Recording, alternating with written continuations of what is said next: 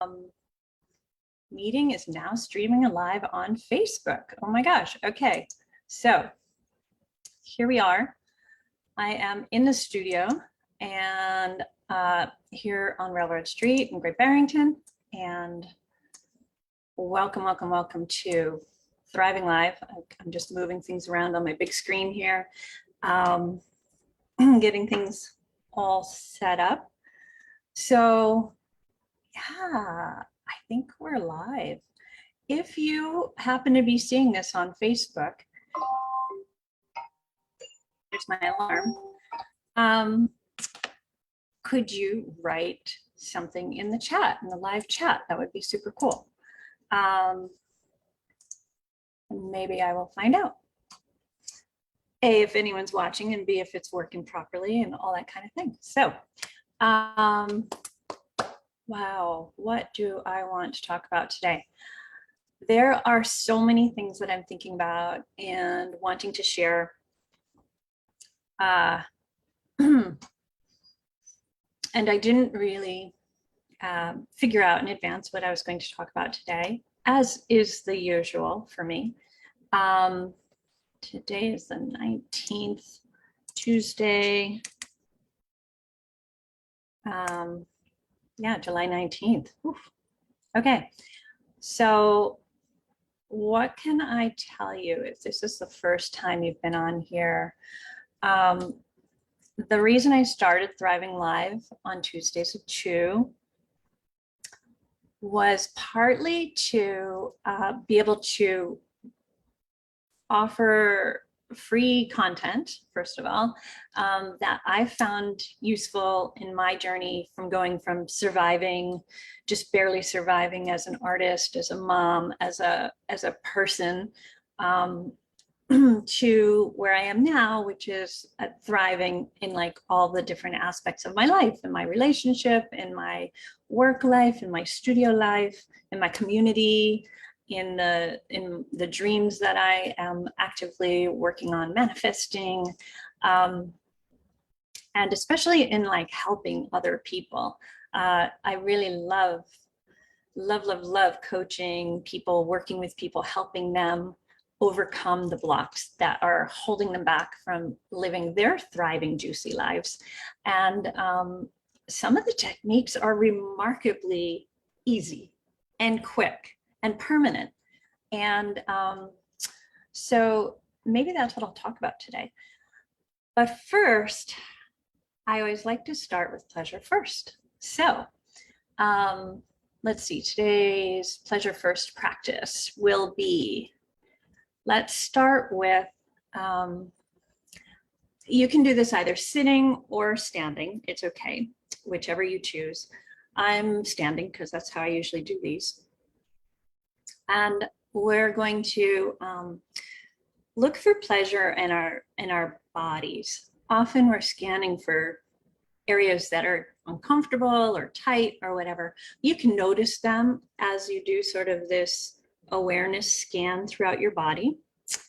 Feel free to notice them. They probably will make themselves known to you. And like with clouds that just continue to go by, you as the observer can continue to go by those spots. And what we're actually looking for are the parts that feel good. And it could be the tiniest bit of feel good. It could be some of the simple answers or examples I like to give are, it could be like the feel of your eyelashes on your cheeks. I don't quite hit my cheeks. It could be the warmth of the air as you exhale from your nose and it flows over your lips. It could be the coolness of your fingertips. Right now my fingertips are a little cool, so that feels really good.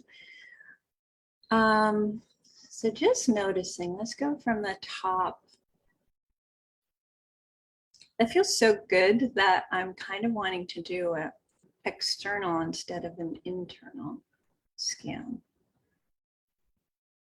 Yeah, why not? Let's try it. So here's some pleasure, free and easy and quick. Okay, so here you go. So start with your fingertips up at the top of your head and just lightly touch. If you want to like really massage your head, you can do that. But I think what I'm going to do is like an easy, very, very light touch scan to notice the sensations. What feels good as I float my fingers just barely touching the surface of my skin. As I move down my body, widen out over my shoulders, and get my cool fingertips onto my shoulders. So that feels really good. And now crossing my arms so I can feel more of my arms. A very light touch. Light touch in general for me feels pretty awesome. But today with the heat and the humidity, the fact that my fingertips are cool feels really delightful. So now I'm just going to continue taking that touch over my torso, lightly touching my side, my belly, my other side, and noticing just what comes up in the process. Some parts are like, oh, don't touch there. I hate that when you do that. Other parts are like, oh, so nice. I've been waiting for that for such a long time. And other parts are just like, this is really hard to reach, but I'm glad you're doing it. Ooh, my adrenals, this area back here, right here, that feels really good. It feels really nice. Just the very lightest touch over that adrenal area. And then down over my butt, still really, really lightly, barely touching my skin. Not even my skin, it's through my pants. So I'm doing my upper thighs, my knees, and I don't know if you're sitting or if you're standing, you could raise your leg up to receive the touch if you want to. Just noticing what there is to notice. Ooh, cool fingertips touching my ankles now. Ooh, and my toes and my feet. Oh, I love that. Wow. And I don't want my other leg to miss out and feel deprived and not fairly treated. So raising my other leg so that I can stay on camera. And just touching very lightly through my jeans. And now over my ankles and my feet and my toes. So we went from head to toe, right? And now sort of a full body scan of the light touch, noticing what felt really good. You can also just make a note of the things in your mind. So you had different checklists or different lists in your mind. It could be like, oh, in this area it felt really uncomfortable or weird. Or this area felt really interesting and weird, and I want to explore that more. And this just felt so relaxing and divine, right? And just noticing and noting on your imaginary lists, or if you want to later make real lists. I felt really good.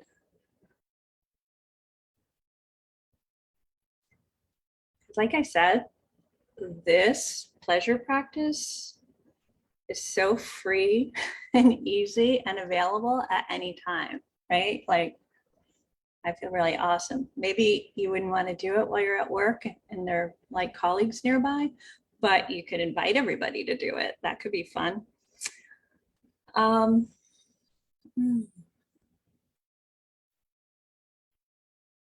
so yeah, today's little pleasure first practice is about finding pleasure, finding what feels good, just in the most simple ways. Some people don't like to be touched really lightly like that. They really want like massaging and like their muscles are being kneaded like bread and all of that. And that feels good too to me. Ooh, I'm noticing that it's giving me like goosebumps. Um,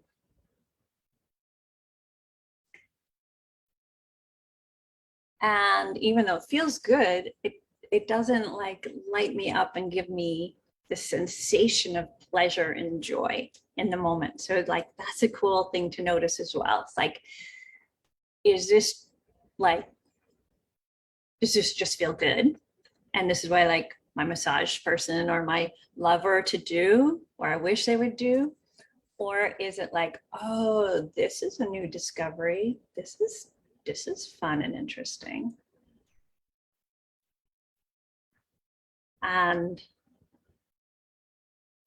allowing yourself to go and explore that further when you have time to yourself. And I just noticed, and I'll mention this because you might notice this too, as we're doing this together online with a screen behind us, between us, you might feel a little bit self-conscious doing it, right? Also, if there are other people around, you might especially feel self-conscious doing it.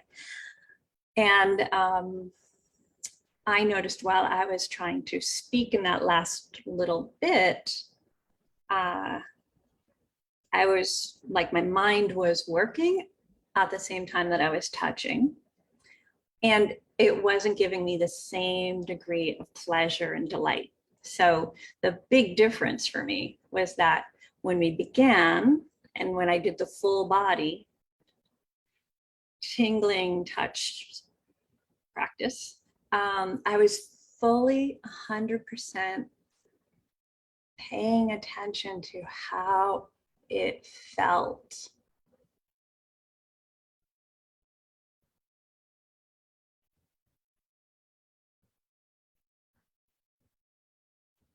And noticing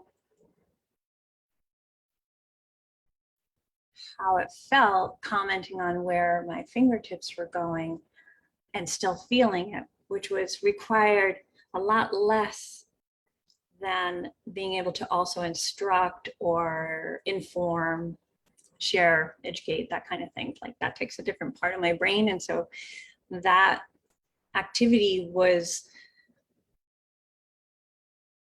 not blocking out entirely, but dampening the level of my experiencing. So what does that tell us? Well, it tells me a whole lot of things. It tells me to remember to take time with myself at any point during the day, to slow down enough so that I can really be in the practice, the pleasure practice, the walking, the reading, whatever it is, and allowing myself to fully arrive there, to fully arrive there. And one of the reasons I like to do pleasure first practice before any of my workshops or any session with a client, even meetings with my staff, is because it allows us to really get focused in on where we are right this minute. And the cool thing about noticing where we are right in this minute and this moment and being able to feel into what that feels like, right? Like what enjoyment we're getting in that moment, or what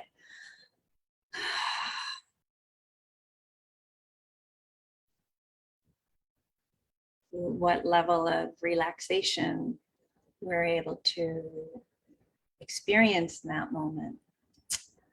Those are the perfect times to realize, notice, and affirm that you are safe. So it's really easy for me right now to acknowledge and affirm that I am safe. I am safe right now. I am safe here. And this touch is, for me, a touch of love.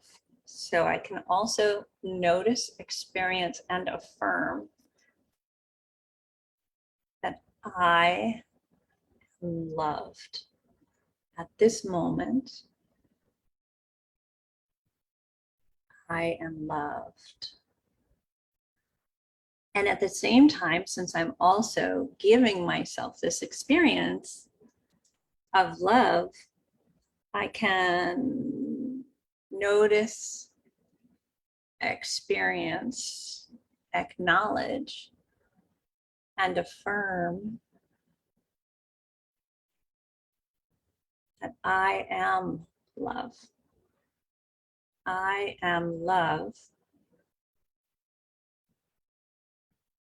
Giving myself love.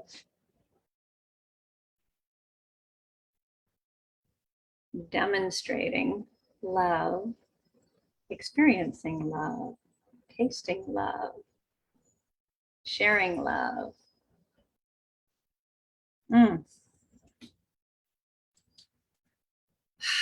So then, wow, okay, so I'm just going to follow my intuition here today with my pleasure first practice, and feel free to continue joining me. So right now, what I'm experiencing, as I noticed and acknowledged and affirmed that I am safe, I am loved, and I am love.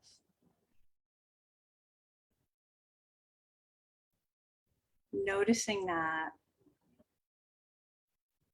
allows me to also access a really beautiful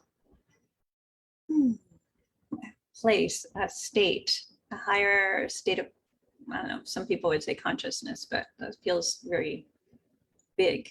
I'll just say a very amazing experience of pleasure, relaxation, safety, well-being, thriving, joy. And I'm also noticing that each time I say a word aloud, it doesn't improve the experience for me.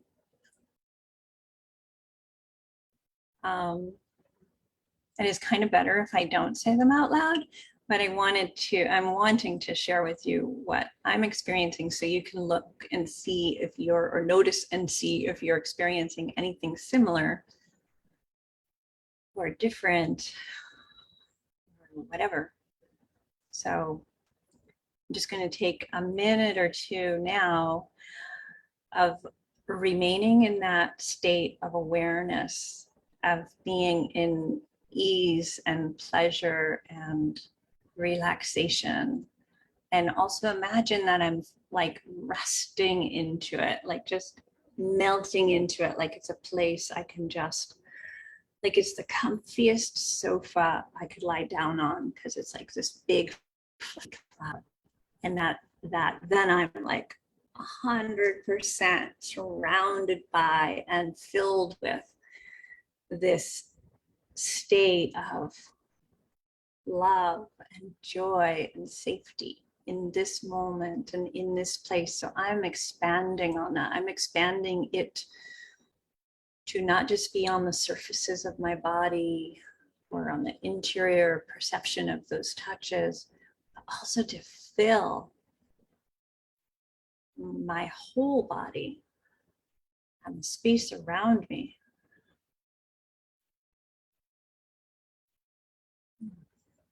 And just breathing slowly, allowing my exhales to be longer than the inhales to keep that flow state going, a joyful pleasure state.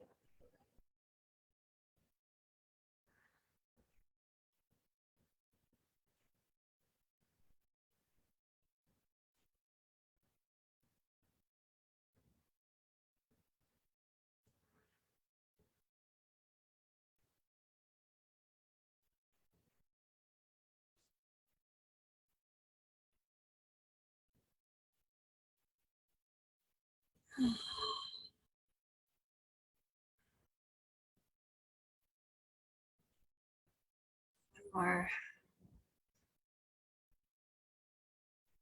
Big sigh out.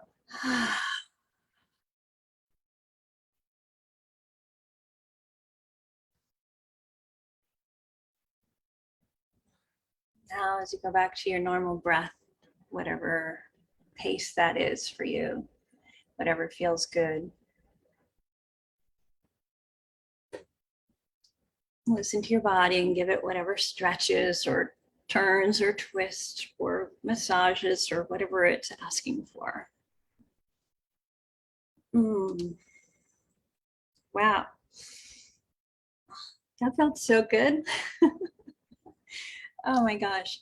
I'm glad I didn't do that ahead of the call, because then I would have missed out on also sharing that experience with others and hopefully guiding you to have a similar experience.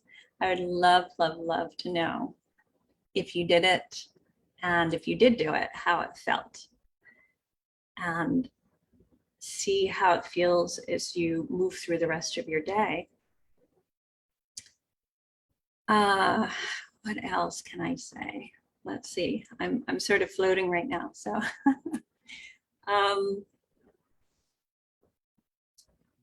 I am, oh my gosh. Okay. That just felt so amazing. So my loves, it's 2:22. That seems auspicious. Let's move on. The topic of the day, I kind of thought about making a topic of the day, but then I just started talking about all kinds of cool things that I'm thinking about and talking about and reading about. And one of those is how quickly, how rapidly we can change our state. Isn't that amazing? Like, you know how you may have had this happen. I know it's happened to me. Like I'm having a bad day, right? I haven't had one in a long time, but partly because of this work, I guess. And it has a lot to do with how we think about things, and also actually the choice of whether we stay in that state or not, because we can't really, we obviously can't undo whatever the things are that happened that led up to having a crappy day or feeling like you're having a bad day or being in a bad mood. But we can change our mood, and we can change how we even feel about the events that happened, right? So did you know that? I mean, that's pretty awesome. It's incredibly powerful to know that you have that kind of power without paying anyone anything, without going out and buying anything. You actually have the power to shift your entire state of mind, and even how you feel about something that happened that was unpleasant or horrible. Even if we can't undo the thing that happened, we can still undo the way we feel about it. And that's so powerful, so liberating, because imagine, it's probably not too hard to imagine, how your day goes when you're in a really crappy mood, right? It's like, I feel heavy, and I just want to be cranky and nasty to anyone that crosses my path. I personally don't like being nasty, but if I'm in a bad mood, then I'm likely to be nasty. And I don't want to be nasty, but plus also like my own experience of the rest of the day kind of sucks too. So I just loved discovering that we have total autonomy on how we look at the rest of the day and how we experience the rest of the day, and by changing how we feel. So how do you do that? Well, one of the ways is like a really short, quick pleasure practice, like we just did. Like, okay, I could be, you could be feeling super, super anxious, like, this actually happens to me frequently, where it's like, there's a deadline, there's a thing that I promised I would do by a certain time. I'm totally exhausted, I'm totally confused, I'm overwhelmed, I'm all these things, I'm feeling all these things. And so I know that's going to not contribute to my ability of getting the thing done, right? It's actually going to probably not go well for me. Well, I find for me, and I laugh because it's kind of ridiculous in a way. It's like, I find that if I proceed to try to do a thing when I'm in that crappy mood and like, just like, getting through it, then all kinds of other bad things start happening. Like my computer dies, or the power goes out, or something happens and I have to leave and I can't finish the thing, or then I have an even tighter window to finish it when I get back to it, but this emergency demanded that I came. So I did finally learn, and I'm in my 50s, I'm turning 55 this year. So it was only within my 50s, sadly, that it doesn't have to be that way, that my success rate, that my ability to finish well, whatever the task is, relies entirely on my mood, on my state of mind. So now what I do, instead of trying to plod along and like keep doing it and keep forcing and keep doing the thing in order to finish on time, it's like, oh, wait a minute, wait, let's stop. I take a deep breath. I allow myself to come up with a 5-minute break or a 10-minute break, or even 20-minute break if I feel I really need it. And this is when I'm working on a deadline thing, okay? So nowadays, what I'll do is I will either go sit down on my meditation couch, that great couch over there, or lie down on it even, and just take like a 5-minute rest. I set my alarm. I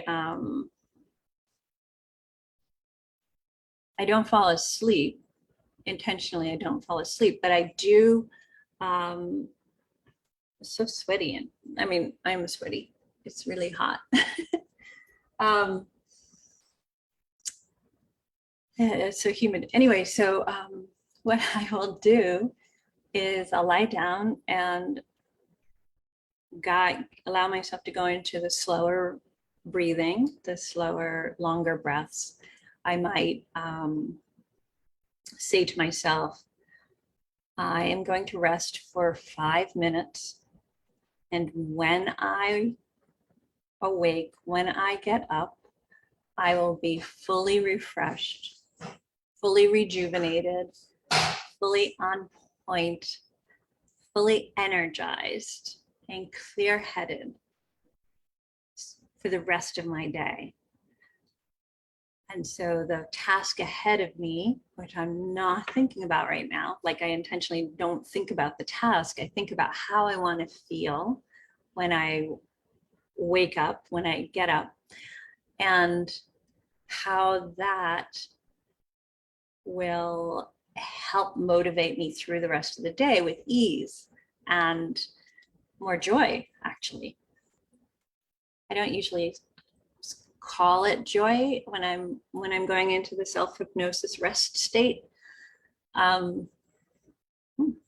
that'd be fun to play with. Yeah, I could do that before going out when I'm feeling like, oh, I don't really want to go out and socialize. I really like being in my studio and like being a hermit and all that stuff. And now there are all the things happening out there in the world again, and I enjoy not going to all of them. And I do enjoy going to some of them. And the feelings of like, oh, I don't want to go out and be with people. All that stuff like will start crowding in. But I could just take this little practice that I'm recommending for a rest and for mood reset. I could take that into getting ready to socialize as well. And I could do my little rest and say that when I get up, I will be feeling very sociable and joyful and really happy to engage with people. And wow, that'll be a fun experiment. I'm going to try that. So that's what I do nowadays. If I'm feeling stressed, I will either take a little lie down on my meditation couch, or I will go get on the yoga mat and do some downward dogs. Maybe just some deep breathing. Sometimes a walk if I really want to move my body and like allow the pace of walking to like recalibrate my whole body. So these are like all totally free ways that we have access to every single day to rapidly change our state of mind. And when we're able to change our state of mind, we're able to enjoy, well, one of the biggest benefits is we're able to enjoy our life more. We're able to enjoy the moment more and the time that we have more. And we get to be more efficient, more clear-headed, more the way we're wanting or needing to be in order to do the thing that we were getting frustrated about in the first place. So I think that's a super exciting and valuable tool to use, and it takes all different kinds of forms. What else do I want to share with you? I was just reading Richard Bandler. Is it Bandler? Yeah, Richard Bandler's book, Using Your, I'm trying to think of them, picturing the cover right now. Using Your Brain for a Change, I think it is. And it's the really basic fundamentals book that came out for the NLP, his neuro-linguistic programming seminars that he was teaching way back when. And he came up with like the 5-minute or the 10-minute phobia cure, which is really fun. And my partner and I have played with that. My partner actually taught it to me years ago. My lover, or my partner, you can call him, either way. Anyway, he also taught me that like short rest self-hypnosis thing too. And then I just play with it and add whatever the cushy nuances and flavors that I want it to have. Okay, what was the thing I was going to share? Oh, like the 5-minute phobia cure. Well, here's a short version of it. Okay, we'll see if we can do this. When you, if you have a phobia, something you're really afraid of, I'm just trying to think about like, what's the best way to demonstrate this without another live person on here? By the way, if you want to be here live and communicate with me in a sort of a love seat, like live coaching session, you can do so by registering for the live Zoom calls, because I'm doing it on Zoom, right? So we could both be here together and I could see your face and you could tell me either a recurring thought that's you're obsessing over, or you could tell me what your phobia is if you have one. And we could do live coaching that way for free. more free stuff, right? Pretty awesome. That's a cool perk of thriving, I guess, is that I get to create things and give things away more freely, which is fun. So anyway, if you want to register for those Zoom calls and be on here live with me, you can go to my bit.ly link, which is bit.ly/thriving live, all one word, right? bit.ly/thriving live, all one word. That will give you the dates for all the Zoom calls. And unless something happens and I cannot do a live, you will typically always see me here on Tuesdays at 2 Eastern time. So it'd be fun. It'd be fun to work together and play together and chat. Okay, so the phobia. All right, so the first thing to do is to kind of become aware of when you think of the phobia. Let's say it's a phobia of spiders, okay? I used to be really afraid of spiders. And in fact, I couldn't even be in the room with a spider when I was really little. And now I free them. I adore spiders and I protect them and I won't let other people kill them if I'm around. So that's how much I've changed my feelings about spiders. So let's say you have a phobia about something. It can be a spider, it can be whatever it is. It could be a dog, whatever it is. Notice when you think of the thing you're afraid of, does it happen as an image? Like, do you create an image in your mind of it? Like you stumble upon a spider or you see a photograph of a spider, or if it's a dog comes through your path in your vision. So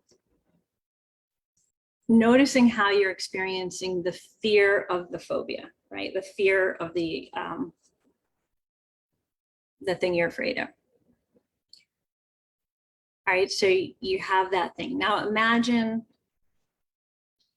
yourself with a photograph of the thing that you're afraid of, and you're looking at the photograph of the thing you're afraid of.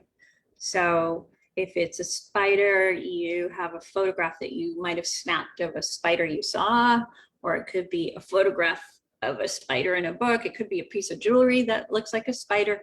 Whatever generates that fear for you and makes it really alive in you, then that's the image we want to use, okay? So imagine you have that image and that you see yourself now in a movie theater, okay? And that image that you just created of your phobia is on the big screen, and it's still, it's just a black and white image up there on the movie theater screen, right? And you're looking at this image of the thing you're afraid of. It could be the dog, it could be a spider, it could be an elevator, whatever the thing is, you've made the image and it's up there on the screen. And now just experience looking at it for a moment. You might feel the fear, right? Imagine yourself sitting in the middle of that theater. This is all that's happening. There's just that image on the screen. Now imagine allowing yourself to sort of float up into the projection booth, way up there behind, right? So you go way up into the projection booth and you're looking down, you can see the image on the screen, your image that you created there or that you put up there. And you also see yourself still down there in the audience, right? So you're still sitting there in that seat looking at the photo, but you're able to see yourself looking at the image of the thing that you're afraid of. You follow me? So it's really important that you don't just stay in the, oh my God, I'm looking at the thing that I'm afraid of.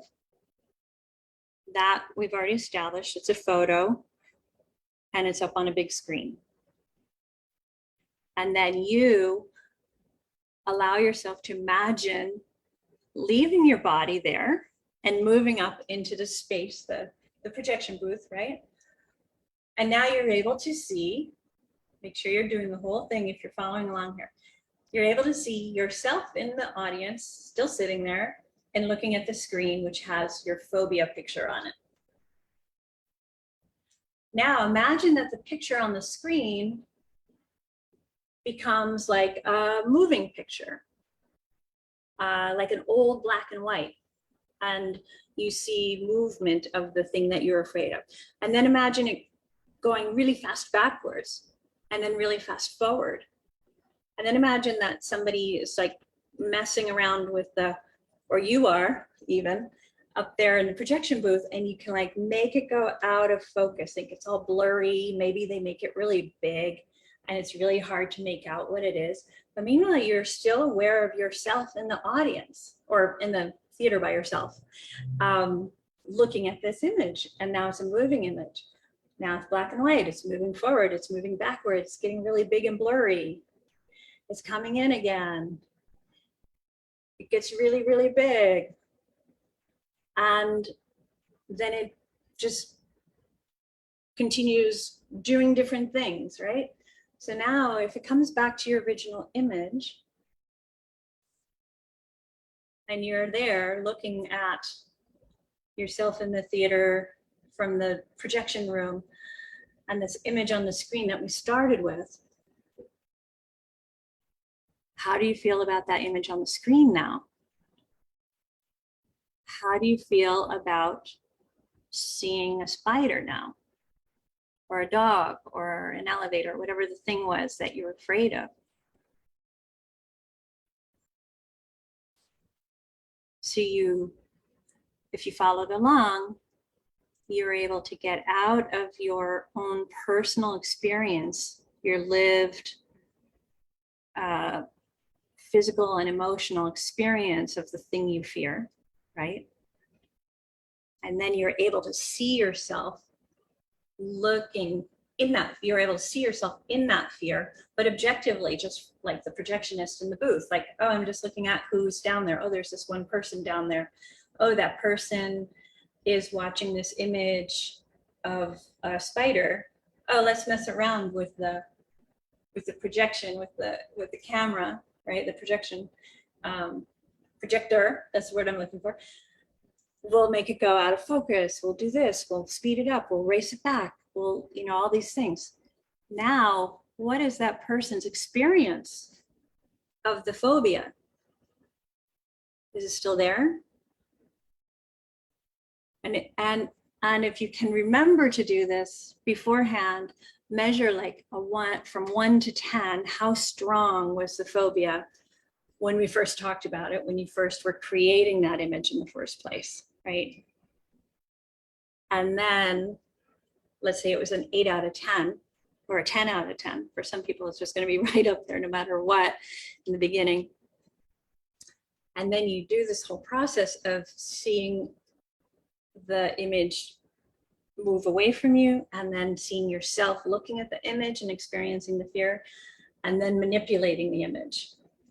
And it could, if you work more with sound, you could like have the volume go higher, or it could be an animated spider or a dog that has a funny voice that doesn't really match what you would imagine a spider's voice or a dog's voice to sound like. I could be like, become like a tiny little like, or rah, rah, rah, and just like an extremely manipulated image of the thing you were afraid of. And then it loses its power. It loses its power over you. And that's the other interesting thing that Bandler points out, Richard Bandler, is that phobias are learned in an instant. They don't typically get learned over time. It's like, oh, there's a spider. Am I supposed to be afraid of spiders? I can't remember.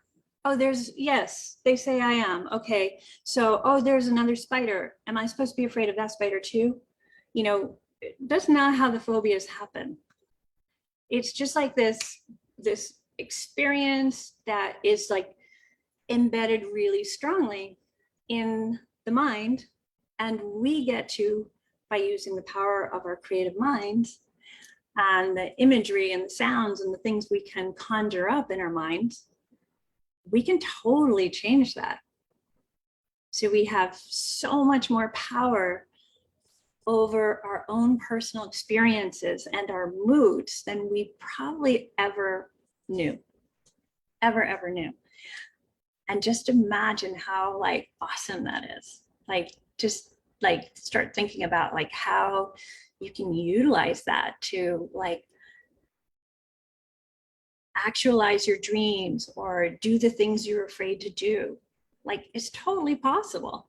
And these methods are highly available, easily available to find online. I mean, pretty much everything I do, I've taught myself to do or someone else has taught me to do. And it's available to you. And if you want support and guidance in doing it, or you want the company of someone who has experience with it, you're always, you know, I would encourage you to reach out to people who know how to guide a person in developing these skills. Okay, so it could be a coach, a therapist. Therapists tend to take a lot longer to help people with phobias. Sometimes they don't ever succeed at it because, well, I'm not sure why. Well, they're not using these techniques, first of all, and they make their living by seeing people on a regular basis. So why condense the amount of time it takes to get better? So you have a lot more power and opportunity than you might have realized. So on that happy note, I think I'm going to call this session to a close because I'm working on a really big project, a dream that I want to actualize that has to do with a really large environmental project. I want to get 1 million people to pledge to taking climate action. And they can be from the simplest little climate actions like not buying plastic water bottles and always bringing your own mug, or not flushing every single time you use the toilet. You know, simple things like that, to other actions that people who are in positions of, say, like running their own companies can make a commitment to making their companies carbon neutral or carbon negative, even double offsetting, doing all that they can with the resources that they have to make the changes on a bigger scale. So I want to get 1 million people signed on to taking at least one action. And I'm building a list of 90 because it's going to be part of the 90 days of climate action. That will be a part of my upcoming project, which is called Antarctica Temporalis. So anyway, it's really exciting, and I want to get back to it because there are people waiting to hear from me about these things and how I envision it to be. And I just want to mention before I sign off that I am here for you. I love you. You can find me on Instagram, Gabrielle Senza Studio. You can message me there if you want to. You can register for these live Thriving Live sessions. Again, the bit.ly link is bit.ly/Thriving Live, all one word. Let's see, I will probably get this up onto YouTube. Usually I stream right to YouTube, but today I decided to try Facebook Live. And so far it looks like it could be working. No one's commented yet, so I don't know for sure. And let's see. The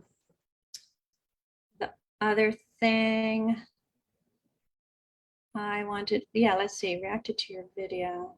No, I wonder if these are live. So I don't know for sure. It is. And okay. Video. No. So I don't know for sure. It is. Oh no. So now there's this thing happening. I don't know for sure. It is. Oh no. So embarrassing. There we go. Phew. Sometimes when I try something new with tech, it can go wild. Anyway, I love you all so much. Thank you for watching. Thank you for being here. Reach out to me. You can, of course, comment on the video. I think there's probably going to be a live chat in there, and then also extra chats that I'll check later. You can message me on Facebook or Instagram. And if you're looking for some coaching on anything, some guidance on anything, I have some spaces available, and you could schedule on my Calendly link, which I typically have here. It's calendly.com/make change. I had to think of it because it's not right here. You would think my show notes would have all these things really handy, and they do not yet have everything there. Okay, so yeah. And if you drop me a message in any of those social media places, I can always drop you the Calendly link and we can set up a session, or I can talk about different packages for coaching if you want to get like a few coaching sessions in with me. I am thrilled to talk to you about that. So I think it's a wrap. This has been Thriving Live on Tuesday at 2, and I'm signing off. I love you all so much. Mwah. Bye.